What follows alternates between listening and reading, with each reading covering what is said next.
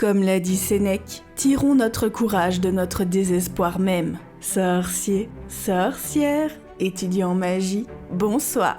Puisque ce 2 mai nous commémorions la bataille de Poudlard, je tenais à revenir sur un événement en particulier qui s'y est déroulé et qui a été un véritable tournant dans l'écrasante défaite du Seigneur des Ténèbres et pour lequel, je pense, personne n'était préparé.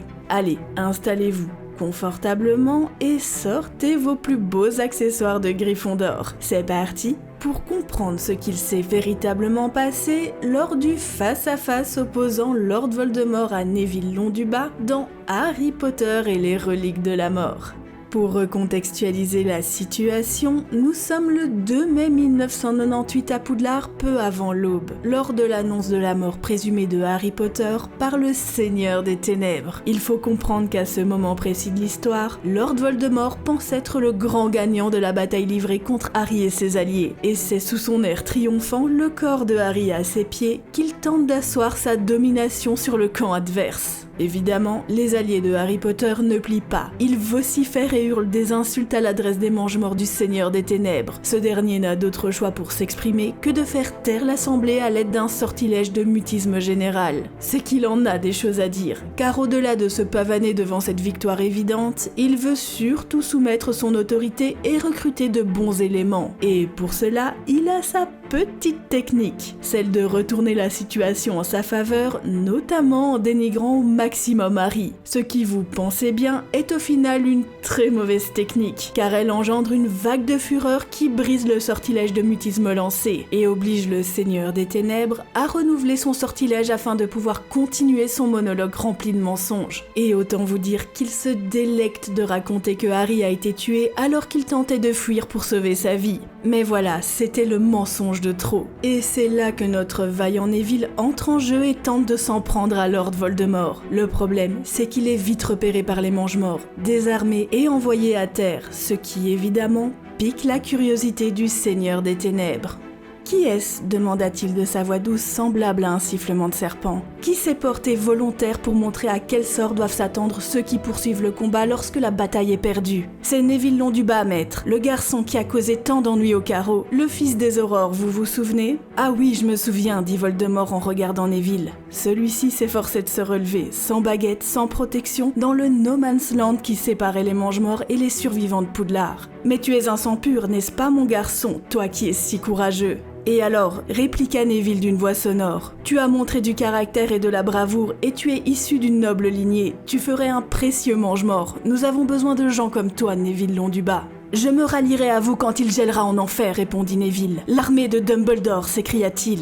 En réponse, des acclamations s'élevèrent de la foule que les sortilèges de mutisme de Voldemort n'arrivaient pas à faire taire. Très bien, dit Voldemort. Harry sentit dans le ton velouté de sa voix un plus grand danger que dans ses plus puissants maléfices. Si tel est ton choix, Londubat, nous allons revenir au plan d'origine. Ce sera sur ta tête, dit-il à mi-voix, que ça se passera.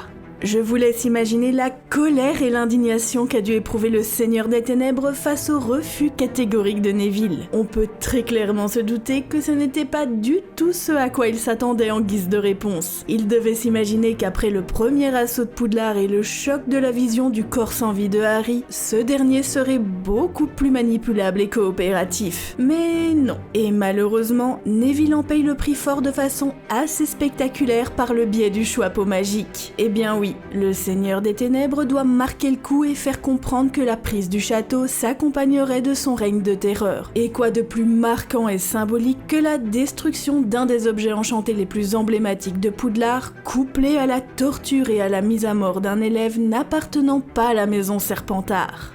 Il n'y aura plus de répartition au collège Poudlard, annonça Voldemort. Il n'y aura plus de maison. L'emblème, le blason et les couleurs de mon noble ancêtre Salazar Serpentard suffiront à chacun, n'est-ce pas, Neville Londubat ? Il pointa sa baguette sur Neville qui se raidit immobile, puis il lui enfonça le chapeau sur la tête jusqu'au-dessous des yeux. Des mouvements agitèrent la foule rassemblée devant le château, et d'un même geste, les mange-morts levèrent leurs baguettes, tenant en respect les combattants de Poudlard. Neville va maintenant nous montrer ce qui arrive aux gens suffisamment sots pour s'opposer à moi, dit Voldemort. Et d'un coup de baguette, il mit le feu au chapeau magique.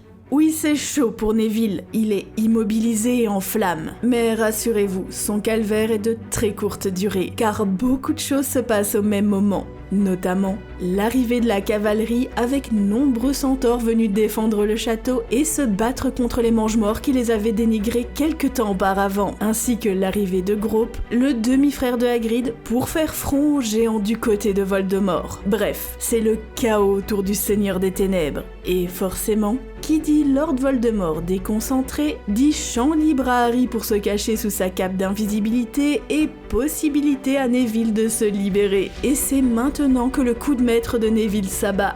D'un mouvement rapide, fluide, Neville s'était libéré du maléfice du saucisson qui l'avait paralysé. Le choix pour enflammer tomba de sa tête et il tira de ses profondeurs un objet argenté avec une poignée incrustée de rubis étincelants. La lame aux éclats d'argent fendit l'air, mais son sifflement fut inaudible dans le vacarme que produisaient les hurlements des nouveaux venus, le fracas des géants qui s'affrontaient, le martèlement des sabots des centaures, et pourtant, il sembla que tous les regards se tournaient vers elle. D'un coup unique, Neville trancha la tête du grand serpent. Elle tournoya haut dans les airs, luisant dans la lumière que déversait le hall d'entrée. La bouche de Voldemort s'ouvrit dans un cri de fureur que personne ne put entendre, et le corps du serpent s'abattit lourdement à ses pieds. Alors je vous rassure, Harry a directement lancé un bouclier de protection à Neville pour éviter que ce dernier ne subisse les maléfices du Seigneur des Ténèbres et qu'il puisse faire en sorte de s'en sortir indemne même si ce dernier était désarmé. Et la suite, eh bien vous la connaissez.